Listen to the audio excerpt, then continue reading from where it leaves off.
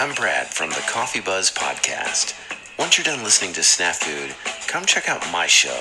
I'd love to tell you what it's about, but that's a complicated answer. Sometimes it's just me ranting about aliens or government conspiracies or paranormal phenomenon. Other times I talk to interesting people like a record store owner, marathon runners, some of my old radio DJ friends. I hope you can join me for some coffee and some random off-the-wall conversations. You can find me on all the usual podcast platforms or at my website, thecoffeebuzzpodcast.com. This podcast uses strong language and themes of murder and mayhem that may not be suitable for young listeners. Discretion is advised.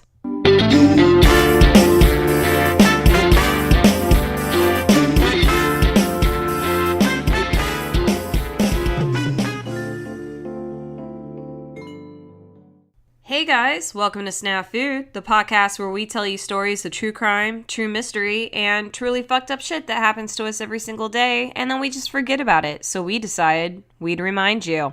I'm Shannon, and normally my co-host would be Corey, but he's at home this week for a funeral and will not be beside me to hear one of our scariest, most terrifying stories that I have possibly told this entire podcast. And with that, we want to thank all of our listeners for all the wonderful comments that they've sent our way, especially the ones encouraging Corey in a heartfelt way, understanding what he's going through, because I think we all hit that point at some time, and we know it's hard, but you get through it. And all of your kind, sweet words really meant a lot to him, and they meant a lot to me, and I thank you all for sending them. But because we're doing things a little bit different than we normally do, because Corey's not here, and I get to do what I want, I put Brad's commercial at the beginning of our episode, and so I hope you really enjoyed it, because Brad from the Coffee Buzz Podcast does a fantastic job at laying out his stories and telling you like his thoughts and ideas on the world. And even though we're the kind of podcast that perhaps you listen to in a nice warmed up blanket with your favorite bottle of wine and just like to get a little spooked, Brad's is the kind that you want to have a cup of coffee in the morning and get your day started with. So I hope you give him a listen and enjoy him as much as I do, because he is just fantastic. So while Corey's not here, and like I said, I'm changing things up a little bit, I thought I would have a bottle of wine, which I typically do, but he's not ever going to let me open it on air. He thinks it's tacky, so I'm going to do it now. And you guys go ahead and get your own drinks, your own bottle of wine, your own bottles of beer. Let's do it, because I think for this one, you're going to need it. So here we go. I'm going to open the bottle. There we go. I'm drinking a bottle of... there we go. Sexy Wine Bomb. It's a California red blend wine, and that's all I ever drink is red wine. And probably when you hear me tapping on a glass over here, that's what it is. But I hope you guys all get comfy, get a little glass for yourselves. And yep, okay.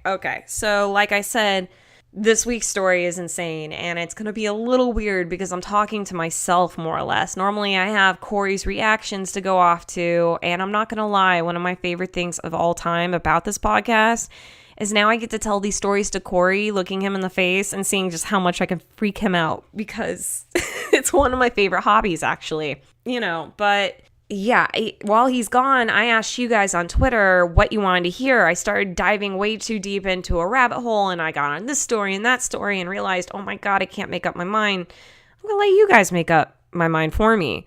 And so you guys said you wanted a really gruesome murder, and I'm going to give you a really gruesome murder. And this one I'm actually going to dedicate to my mom because she actually requested it by name. This week we're going to talk about the Gainesville Ripper. And maybe that'll give you a hint to what's so messed up about me, because my own mother asked me to research this. And Jesus, Mom, this is one of the weirdest, most terrible stories I have ever researched. This guy is a freaking monster. Ew. And that's what I have to say is this story does get really intense. And even though we give a warning in the beginning to you guys, yes, we use language. I curse, unfortunately. I'm sorry, you guys.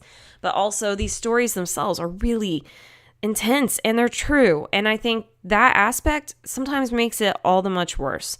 And so for this story, if you guys are incapable of handling child abuse or rape of an adult or just really heinous murders, I don't know why you're here. We usually talk about this stuff every week, but this episode in particular might not be your cup of tea. If you're still with us, you are definitely brave. This one gave me chills down my spine, and it also made me get incredibly angry.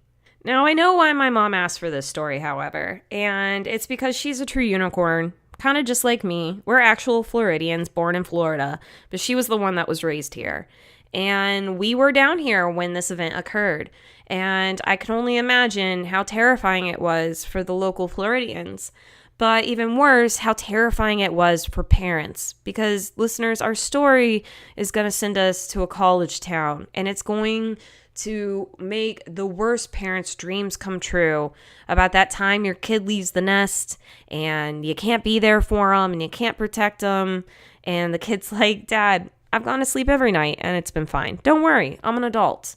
And then just as soon as they leave you, they're really gone. This is what one of those stories is like. But let me not jump ahead of myself. Let's dive into it from the beginning. James Rowling was returning to Shreveport, Louisiana from a tour in the Korean War. He really quickly got married to his girlfriend, Claudia, in 1954. Now, most stories would report that even though James claimed he didn't want any children, he still managed to get Claudia pregnant within the first 2 weeks of being married. He then proceeded to beat Claudia during this pregnancy. Now, here's the thing. Claudia gives birth on May 26, 1954 to Daniel Harold Rowling. Yes, that's right, May 1954. The same year, and probably a little less than 9 months than when James returned. So I'm thinking maybe their wedding wasn't so much that he got pregnant in the first 2 weeks as it was more of a shotgun wedding. The thing I have to say is, James, wear a condom, buddy. You don't want to have kids? Wear a fucking condom. Because here's the thing I learned is that in the military, even during these days, they were definitely telling the soldiers about condoms and birth control because men were coming home with STDs that were literally turning their penises black and they were falling off. You don't want that, my friend. And so these guys definitely knew how not to have a baby, and yet they didn't choose to do that. He started a family that he didn't want to have, and in doing so, he beat the ever-loving shit out of these people. He's not a good guy in this story, but he's not the worst one, and that's what really makes me scared. Claudia left with a baby soon after giving birth, but she returned to James, and this is going to be a habit of hers. She leaves, she returns. The beatings resumed, and she went on living with him, and she ended up giving birth to their second son, Kevin, within the year. And reportedly, once the baby's born, beatings just get a whole lot worse for everybody in the whole household. The way James works, okay? James is now a local lieutenant for the police department. And yet inside his household is worse than having to live by any law on the outside. And it seems so minor. Like his rules are things like no shoes inside, no sitting on the furniture, you got to be quiet at all times. You know, just an assortment of minor rules. But in James's household, they're major rules. And you break that rule, you're going to get your ass whooped. Typically, if he was unhappy with Danny, his type of discipline would be anywhere from giving a whooping with a belt, or he would grind his knuckles into the top of the boy's head. During these events, if you were to cry, it would only make things worse. You would get an extensive beating after that. And I can almost feel like a worldwide anus shutting just hearing that. Did your butt squeeze up a little bit? Do you remember that? Do you remember being punished? And if you made it worse, like it was gonna get worse, you cry, like don't you dare cry. Which is just really a sign of an abusive parent because, you know, what is a child expected to do when you whoop them? Okay, sorry. Claudia did manage to leave for an extended amount of time of about 6 months in 1958, but James pleaded with her to return, and like I said, she always does. However, once they returned, you know, over the next several months, it would be at least 6 times that James would tie up Danny as a form of punishment. Typically, even though home life had been pretty bad even from the beginning, Danny had been an A-B student. But in 1962, he failed the 3rd grade for repeated absences due to illness. The faculty did call in his parents and wanted to discuss Danny's behavior. It wasn't just he was always absent. Danny was showing a lot of signs of being very aggressive. He had an inferiority complex, and he had poor self-impulse control. He was emotionally immature. Like, he just had an assortment of issues even for an 8-year-old boy. You know, he's highly aggressive, and then to deal with problems, he ran away. This is something that parents have to work with their children. It's easy, you know, we can solve this, but something's wrong. And, you know, no one's going to notice it more than parents or teachers. So they suggested to the Rollings that Danny needed to have counseling. But this was 1962, and they're talking to a policeman for that town. It's an embarrassment to most American families in the 60s to even discuss anything related to therapy or psychology or counseling. It's not going to happen, and you're really just telling me my kid's defective. That's how the usual American household handled that situation. We saw it before with our Killer Kids episode when we talked about Brenda, the school shooter. Her family was also told that she needed to have counseling, and they also denied her that. Claudia made a habit of leaving. She left when Danny was 8, when Danny was 9, and when Danny was 10. But every single time she'd come back, no matter how many times the boys begged her not to. In a 1992 testimony, Claudia would claim that during these years, Danny was probably being beaten at least once or twice a week by James. It was in 1964 that Danny would fail the 3rd grade again. His behavior has not changed whatsoever, and he is basically incapable of staying in school or participating in school. At home, those minor rules had remained the same and have been added on to. So, according to Danny, the most hurtful rule that his father put into place was that Danny was banished from eating with him at the dining room table. Danny was always forced to eat in the kitchen. However, instead of eating, he just often wandered outside of the house and would wander around the neighborhood and looking into random windows, kind of watching people, seeing what houses look like, fantasizing what it would be like if I lived in that family and was eating at that table. But this innocent little kid escape doesn't last for long. He does continue to look into windows, but it's no longer just random sweet little fantasies. He really turns it more into a peeping Tom voyeurism thing. When Danny's 11, he does take up playing guitar and singing. It's a major hobby for him. I mean, we're talking about the early 60s. We're talking about the breakout rock and roll, man. We've got Elvis. We've got the Beatles. And nothing says getting a lady like being able to sing and play that guitar. And that is exactly what Danny wanted to do. Danny's whole dream was to become famous and win over all the ladies. But at the same time, 11 years old, Danny takes up drinking.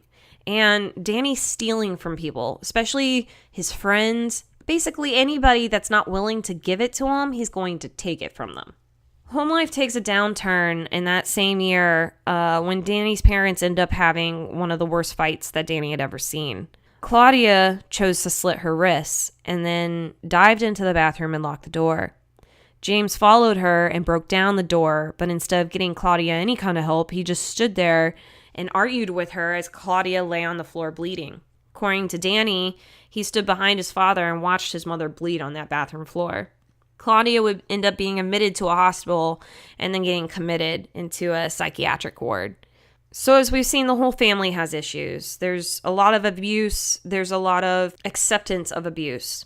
I would say that Danny's mother didn't do any kind of good job protecting herself, and she didn't do a good job protecting her children. And the thing is children can't just leave a situation. It takes a parent. It takes an adult taking hold of those people and saying, we need to leave. It's already hard enough for an adult, but children don't have that option. And Claudia wasn't offering it for her kids. So in September 1966, Danny was caught drinking with friends by his father, the cop. And James decided that the best way to punish the 12-year-old boy was to toss him into jail for 2 weeks. It was during this time that Danny chose not to speak to his mother. So even though his father was punishing him for his behavior in a very extreme way, I'm sure Claudia came over to try and soothe Danny, and Danny didn't want anything to do with her. After he was released, he did run off into the woods for several nights camping. It was there in those woods on the first night that Danny ended up masturbating for the first time, and he did so to fantasies of killing people or controlling people. And since Danny had never seen a naked woman before, most likely those fantasies centered around his family and his father. Danny only returned home from the woods once he became hungry. So he was just gone for several nights, and then he came home. Kids got nowhere else to go. It was in 1967, when he was 13, that Danny recalled that his father had handcuffed him and his brother Kevin together on the floor. And then James knelt on both of their chests. And he did this because he was angry at how the boys had mowed the lawn. Not if they hadn't. It was literally they had done it, but they had done it wrong. And that's the thing. James likes to exert control. I can only imagine what kind of cop he's being. Danny's habit of spying into windows continues, and at age 14, he actually sees his first naked female. So even though, and like many young men, he's having sexual urges, he's not been actually imagining the real thing. He's begun to actually peep into neighbors' windows that are connected to the bathrooms. It's not just every window now. Like, he's making sure he's gonna see some titties out there. And, okay, he's a teenage boy, but it's creepy and it's weird, and he ends up getting caught twice. James at least catches him once, and he beats the living tar out of him. So, James isn't quite happy about this. Now, Danny manages to get his first job at Dairy Queen. However, it only lasts a week, because according to James, Danny's grades are dropping, so James forces him to quit. It's in that same year that Danny tries to commit suicide, and he ends up slitting his wrists and writing on the bathroom mirror with his mother's lipstick, quote, "I tried. I just can't make it."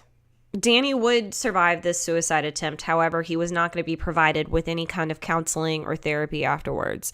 When Danny had turned 16 in 1970, he was once again thrown into jail for drinking. This time he was drinking with a neighbor and probably got caught by his dad once more. And in February 17th, 1971, he was again arrested for intoxication. So he's been there like 3 times now.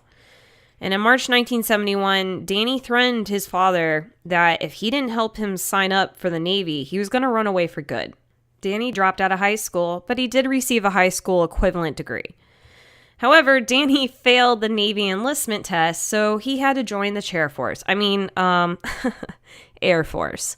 Sorry, you guys. That's one of those things that I probably haven't told you yet, but I did my 4 in the Army, And if I will say anything, I will say that the Air Force has it the best, and sometimes, usually, the easiest. And yet, that's the one that Danny had to go into. Lucky him, right? Danny joins the Air Force, and he actually excels. He does really good when it comes to training, to his education. He ends up being trained in Lackland in Texas, actually right next to the base that I got trained in San Antonio at Fort Sam Houston. But what you see in a lot of serial killers' accounts is that if they do end up joining the military, they tend to do very well while in the system. They have a purpose, they have guidance, and frankly, they don't have a lot of time on their hands. When a soldier or an airman or anybody in the military is in training, you have a very strict schedule, and it's really difficult to slip out and do crazy things. And the fact is you shouldn't be inspired to do that in the first place. Like, you chose to be in this position usually, and it should be an honor if you made it through that. And to go and be a fuck up for no reason and break the rules is kind of saying like you don't want to be there.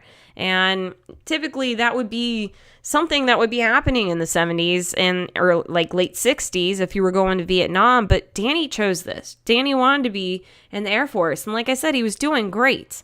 But once he was stationed in Homestead, Florida, as a security police, Danny turned back to drinking. He had a lot more time on his hands. And according to him, he started doing acid, or as many people would call it, LSD, and he did that over 100 times.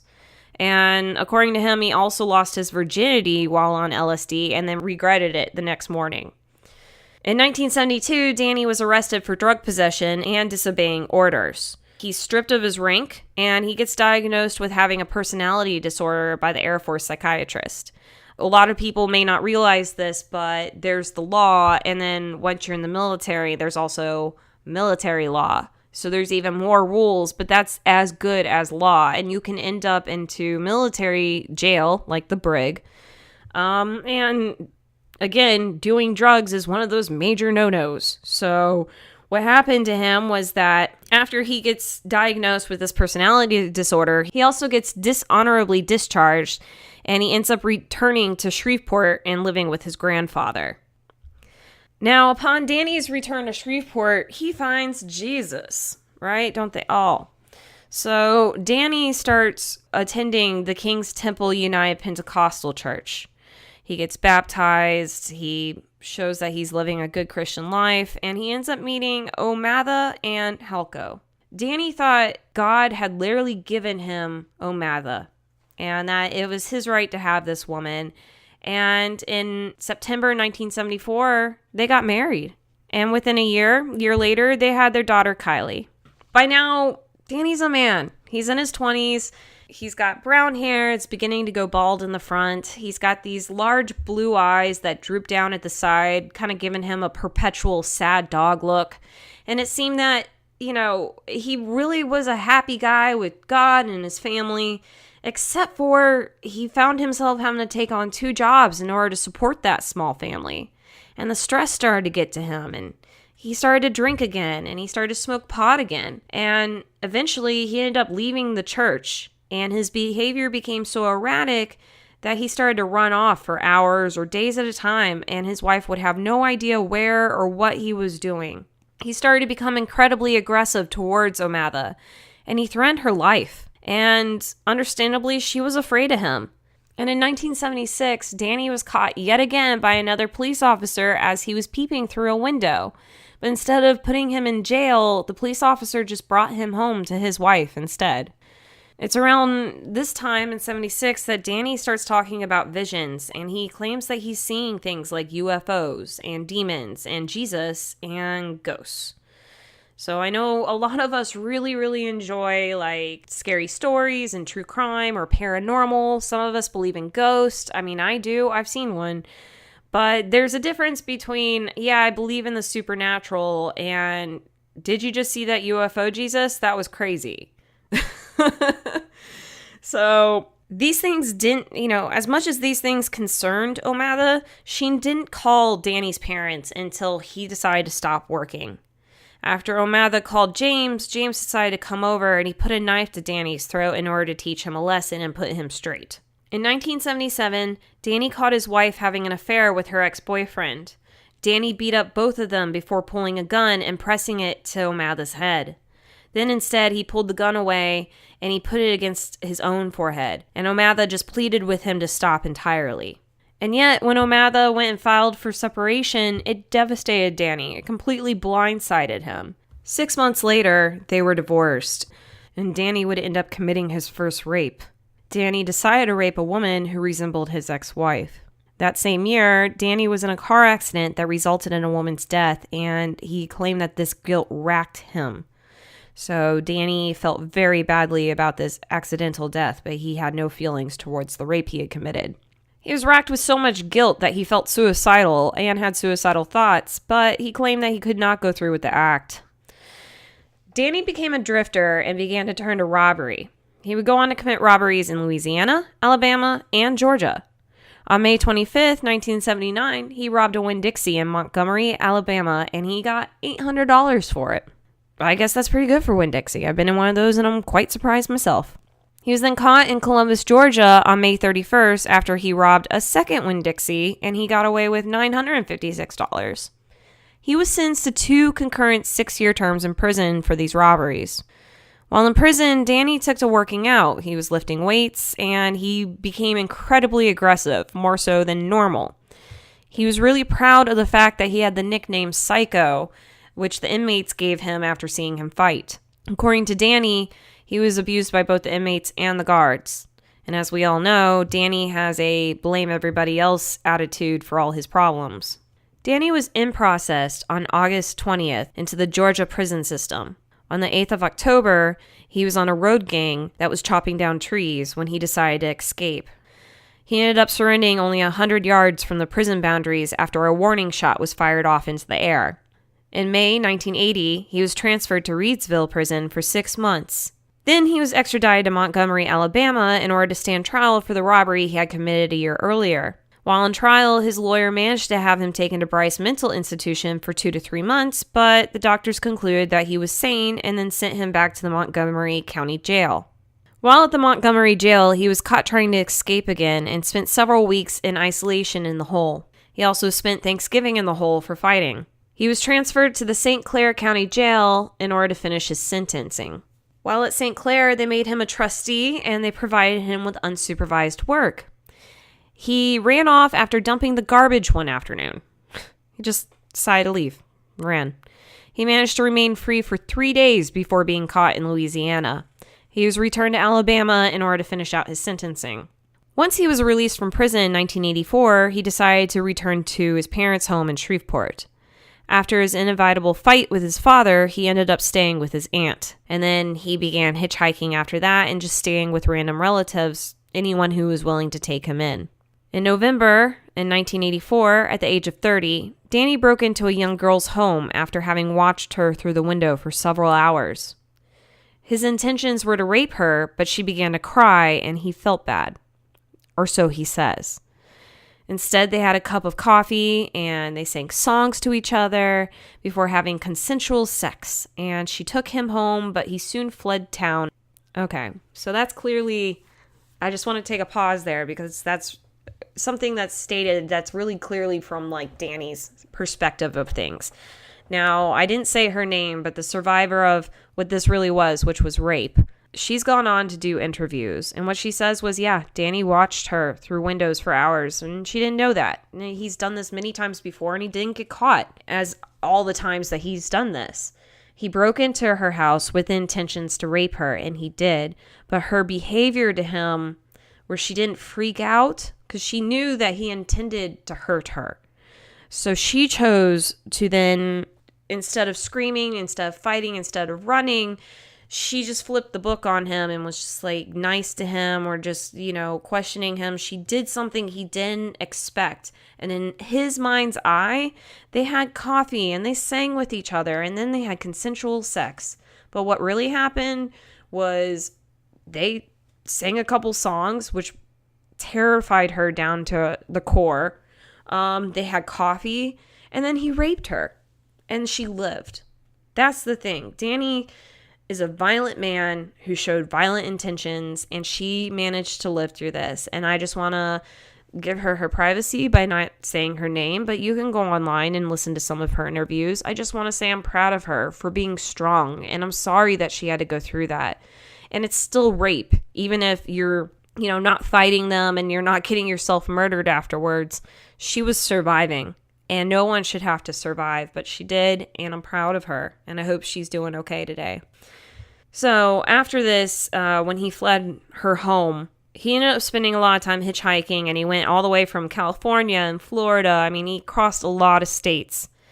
And in July 22nd, 1985, Danny ended up holding up a Kroger supermarket instead of a Winn-Dixie in Mississippi for $290. The following morning, he stole a family car and then he was arrested. Danny doesn't know when to quit when he's ahead. During the trial for this robbery, he told his attorney, Arthur Carlisle, that he wanted to make a plea deal. So instead of going to jail, he was willing to have his hands cut off. It's a fair deal, right? On March 20th, 1986, he was sentenced to 4 years for armed robbery because America doesn't cut off your hands. We don't do dealsies. So then it was on April 15th, that same year, he escaped from jail because that's what he does. This time he literally just walked away and then he swam the Snake River and then he ended up running through Jackson, Mississippi before he was caught and returned. It seems that they're not adding time on because he made parole on July 19th, 1988. 2 years later. Like 2 years later. Like maybe even less. And the only conditions were that he returned to Shreveport. So just get the fuck out of our state. He managed to get a waiter job at Pancho's restaurant. But on November 4th, 1989, Danny was fired for missing 3 days in a row of work. Danny flew into complete rage. He threatened to kill the manager. He threatened to kill the cook. And he left. What many people wouldn't find out until many years later was that what he decided to do with that rage that night was to follow a young woman to her house. Danny, his entire time being back in Shreveport now, had continued on his peeping Tom ways, and he had been watching a young lady named Julie Grissom. She was a 24-year-old student, a petite brunette, who was working at a department store in the local mall. And on the evening of November 4th, Danny followed her home and broke into her father's home, where he took her 55-year-old father, William, and her 8-year-old nephew hostage. Danny used duct tape to bound all three of them before brutally murdering them. He stabbed them with a large knife. Once dead, he removed their bindings and made sure to take everything with him. He washed the bodies with liquids like vinegar and household cleaners in order to destroy evidence, even though at this time DNA evidence and catching people via DNA, it's very new and it's unusual. Although Danny killed all three of them, it seemed that his violence was mainly turned towards Julie. He had raped her, he had mutilated her body, and then he chose to pose her. He placed her on the bed with her legs parted, but he had also spread her hair across a pillow, as if to make her pretty and damsel-like. She was reported to have bite marks all over her body. Christmas Eve, 1989, since Danny wasn't a suspect in this killing whatsoever and he was living at home, he got in a fight with his father. After the fight, Danny left the house and wandered the streets in order to cool off, and he came up to a house where he decided to look through the window and found a woman undressing. He broke into this house while it was empty, and as he waited for her to return, he watched TV, he listened to the radio, and he tasted all of her alcohol. Luckily for this woman, she didn't come home that night, and Danny ended up leaving with a bag filled with dimes, ending up being worth about $30, and a fifth of Chivas Regal and a .38 caliber revolver. On May 18th, 1990, Danny got into another fight with his father, but this time he had a weapon, and he used it intending to kill James. He shot his father in the head and in the stomach, but his father survived, and I believe he lost his eye and his ear. Danny obviously ran away, and his illegal activities, that is, they just went into a complete flurry. He broke into a home and stole 2 handguns. He robbed a Westwood United Superstore and got away with $1,661. And while he was there robbing the store, he was taped yelling in front of witnesses, quote, "Thank you. God bless. Please pray for me. God knows I need it." On June 30th, he returned to Westwood United Superstore and managed to steal $2,001. On July 9th, he made collect calls to Shreveport, and on them he described hiding from the police by staying in the woods. I imagine this is something that he called his mother, and this is a description that she gave. By the 22nd, Danny caught a bus to Sarasota, Florida, pretending to be Michael Kennedy Jr., from whom he stole the 2 handguns from a month earlier. On August 23rd, he checks into a local hotel. Using that name, he's starting to go as Michael Kennedy. Later, he moves to a campsite within the woods, and during this month, he breaks into an apartment of Christopher Osborne, and he steals Osborne's car, and he drives to Tampa, where he robs several houses and a convenience store. This entire time, he's being sloppy. This is old business, so his habits don't change when it comes to robbery. Like, he comes in, he does what he wants, and he gets out. And he does multiple people at the same time. Like, he doesn't care. Somehow, he just manages not to get caught, and it's insane. So after this rash of thieving, he decides to go to Gainesville, Florida. And it happens to be the fall, just before the semester starts for the University of Florida. So here we go. This is every parent's worst fear. I'm going to send my baby off to college and something bad's going to happen. Little do these parents know that they had just sent their children off to school, and Danny Rolling, the stuff of nightmares, had come to Gainesville. On August 24th, Danny followed 2 incoming freshmen, Sonia Larson and Christina Powell, as they returned from a store heading back to their off-campus apartment. Danny followed them home and waited for them to fall asleep. With him, he brought a screwdriver in order to break in. He also had a Marine K-bar knife, an automatic pistol, and duct tape.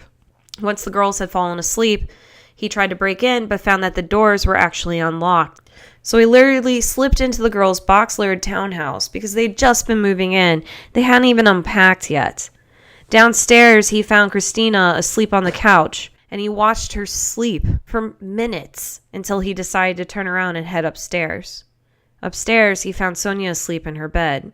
He He stabbed Sonia in her upper chest, and then he bound her mouth with duct tape in order to silence her screams. He then continued to stab her while she tried to fend off his strikes. He stabbed her in the arms, and he left a slashing mark on her left thigh as she fought him to keep him from killing her. But poor Sonia would only manage to be conscious for less than a minute before she ended up dying from the wounds that he had inflicted upon her. After killing Sonia, Danny decided to go downstairs, and he attacked Christina. He covered Christina's mouth with a double strip of duct tape just like he had done with Sonia, and he taped her hands behind her back. He cut away her clothes, and then he decided to fondle her while threatening her with the knife. He forced her to perform oral sex on him, and then he raped her. He forced her to kneel by the couch, and then he stabbed her 5 times in the back, killing her. After Christina was dead, he decided to return upstairs, and he raped Sonia's body on the bed.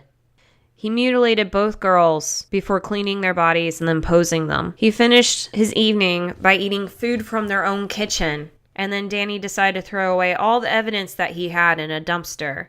But while riding home on his bike, he looked into his bag and he found one of the girl's nipples that he had cut off. He claimed that this made him sick, but nothing makes Danny sick. On August 25th, Danny decided to break into Krista Hoyt's duplex. He pried open her glass sliding door with the screwdriver. Once inside, he decided to lay wait for her, hoping she'd come home. Unlike his previous break-in on Christmas Eve, when the woman didn't return home for him to attack, poor Krista did return home. She came home at 11 a.m. in the morning, a time when none of us are worried about walking through our front door or anybody attacking us. It's safe. It's daylight. Danny ended up jumping Krista from behind and putting her into a chokehold, and he was able to subdue her quickly. And all I can imagine is his nickname, Psycho, the name that inmates gave him after watching him fight and thinking about what this man could do to a young little petite female. It didn't take long before she was subdued, and he ended up putting a double layer of duct tape over her mouth. He also bound her hands, and then he led her into her own bedroom. He cut off her clothes with a knife, and then her underwear, before forcing her onto her own bed. Once again, he threatened Krista with a knife, and then he sexually abused her, raping her. Once he was done, he forced Krista face down onto her bed, and then he stabbed her in the back. She died from a ruptured aorta. Krista had been a victim unlike any Danny had had before. Every victim previously had come in a group of 3 or 2. He had a lot of time trying to clean every body, trying to pose them in the way that he wanted. With Krista, he had all the time in the world, and he did do exactly what he wanted to do with her. And it wouldn't be until the 26th that any of the bodies would be found. Again, this was the beginning of the semester. The school hadn't even started yet, and young people were moving in, partying, making friends, and the police were used to calls from parents worrying about their young children not answering phones and not answering the door or being home. Hey, your kid's out. Not a big worry. Nothing like this had ever occurred before. But on the 26th, Christina Hoyt's mother reported to the police that her daughter wasn't answering her phone and wasn't answering the door. And the 2 girls were found that day. And it shocked the police. But then later that same night, they were in for even more. Friends had called the police department worried about Krista. They had come to her home, knocked on the door, and hadn't been able to reach her. Police arrived around 12:30 a.m. and found all the doors secure. All the windows were fine. They did decide, however, to peek into windows, and they did find one window that had the window blinds raised up some. And as they looked into that window, they saw a body. They saw Krista sitting on the edge of her bed, bent over. But what they weren't prepared to see was that Krista lacked her head, and there was a pool of blood between her feet. Officers quickly raced over to their car, and they asked for backup before breaking into her home about 1 a.m. What they find would shock them even more than what they had expected. Again, Krista had been posed sitting on the edge of her bed, but she had been bent over at the waist. What police found were her nipples that had been cut off of her body and placed beside her onto the bed. And then, when they looked for her head, all they had to do was turn around. Danny had placed her head onto the bookshelf, facing her own body, as if to watch herself. When police turned her In order to lay her down and place her on a gurney, they found that his savagery had not ended there, but that he had also decided to slit her open from chest to pubic bone. On August 27th at 3 a.m., Danny broke into the apartment of Tracy Pauls and Manuel Taboada. Once again, he undid a sliding glass door with his screwdriver, allowing himself in. The first bedroom he snuck into, he found Manny, a former high school football player, asleep on his bed.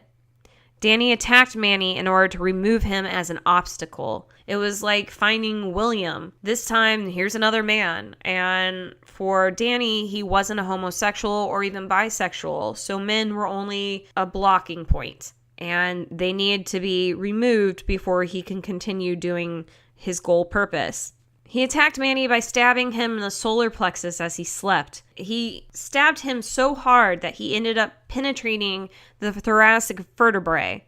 So the vertebrae, the spinal cord in the middle, like below your neck and above your belly button. Okay, cool. Obviously, this attack awoke Manny, and Manny ended up struggling to fight Danny off. Danny continued to stab rabidly at Manny and ended up stabbing him in the arms, hands, chest, legs, and face before he ended up killing him. Now, with all this noise going on in the next room, Tracy was awoken, and she goes walking over to Manny's room to see what the hell's happening. And she ends up spying into the room and making eye contact with Danny. Tracy runs to her room, but Danny releases Manny and follows behind her. Tracy ends up locking the door behind her, but Danny ends up breaking it down. He ends up catching Tracy, and he does the same thing he does to everybody. He covers her mouth with duct tape, he binds her hands, he cuts away her clothes, and he just sexually abuses her at knife point. And he kills her when he turns her over on the bed, and he stabs her 3 times in the back. It seems that he did not mutilate these bodies, and he wasn't provided the time to do so. Turns out that Danny's activities take quite a lot of time. So Danny had enough time to wash the bodies, and he had begun to pose them. But Manny's friends had actually become quite curious as to where the hell Manny was really quickly. They didn't manage to reach him, so instead of going to the police, they went to the apartment and they got the maintenance guy. Friends brought the maintenance guy to the apartment and had him unlock the door. When they opened the door, they saw not what they were expecting. They saw Tracy's body laying in the hallway with a black bag next to her.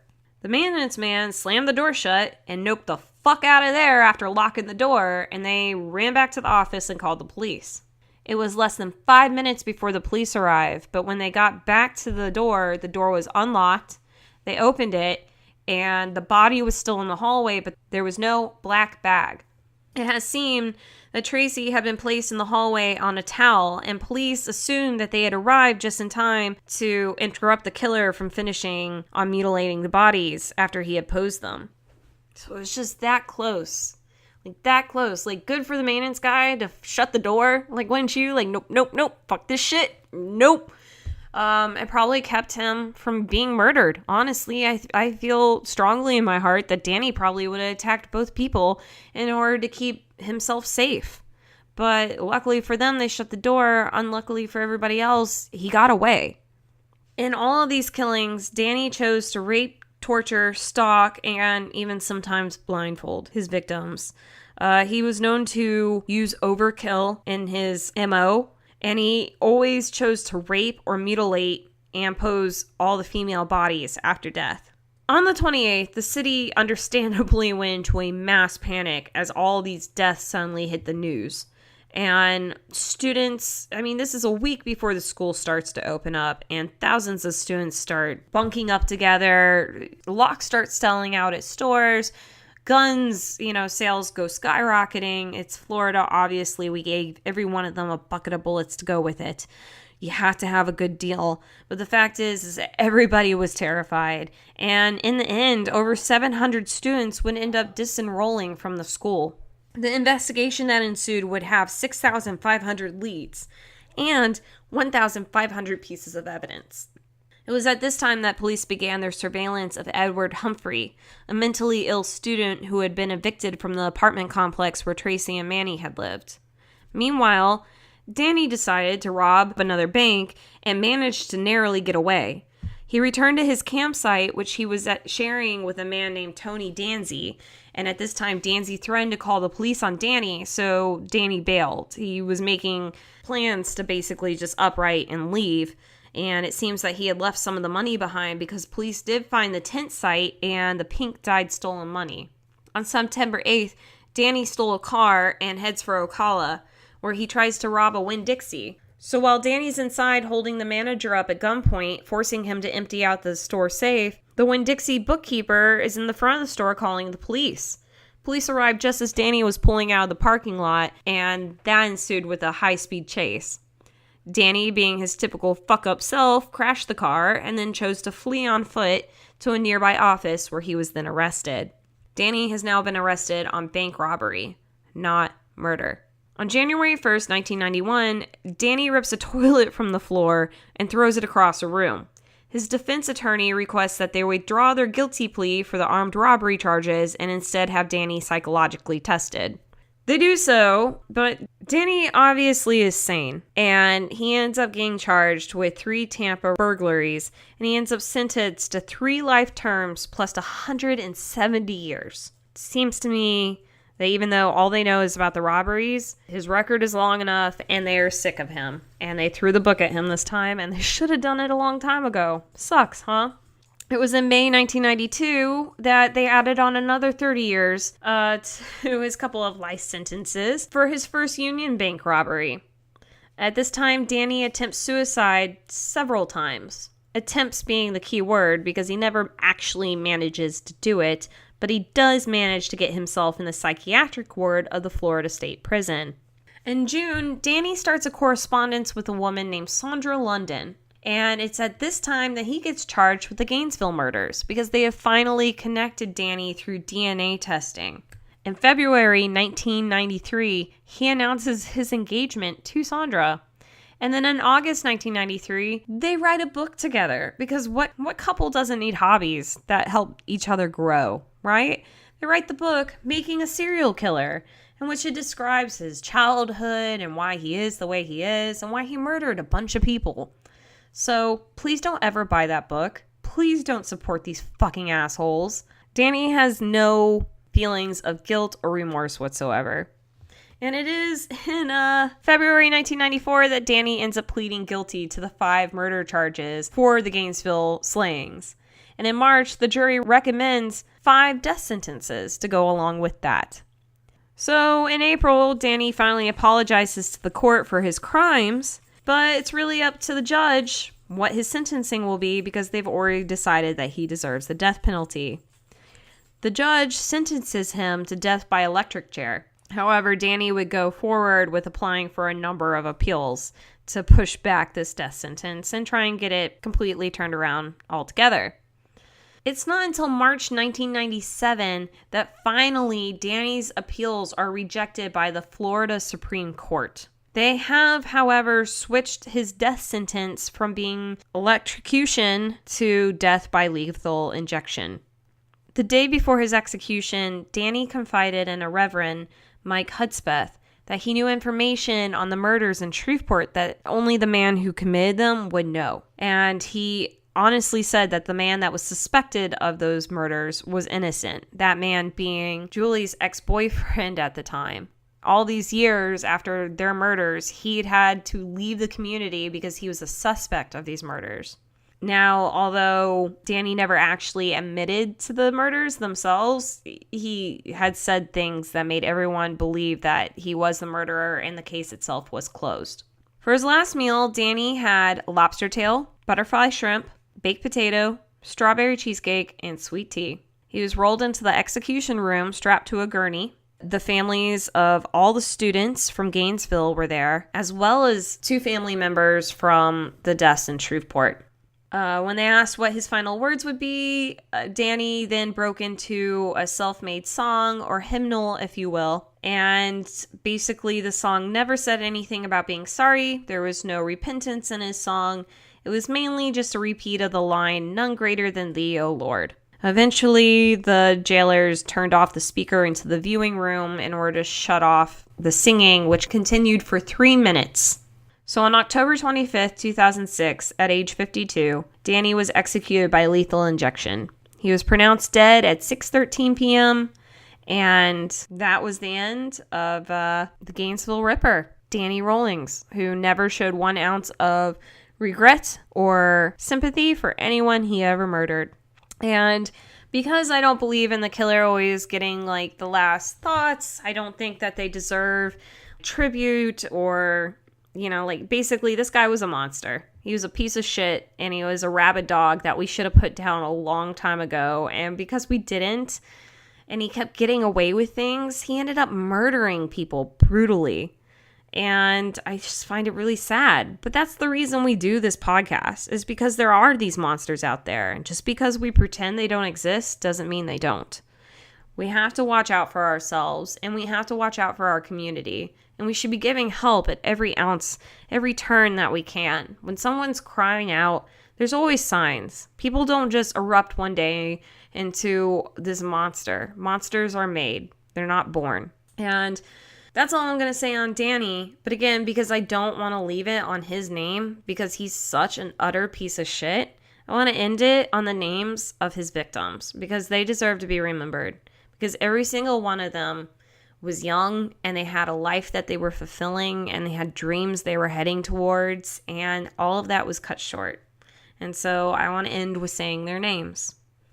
And so first we'll remember Julie and William and Sean Grissom, a family placed together who literally had no idea who it was that even broke into their home or why. And then we had 18-year-old Sonia Larson, close to home at Deerfield Beach, 17-year-old Christina Powell of Jacksonville, 18-year-old Krista Hoyt of Archer, 23-year-old Manuel Manny Taboda of Carroll City, and 23-year-old Tracy Pauls of Miami. To those victims, we give our hearts. And to Danny, we say, fuck you.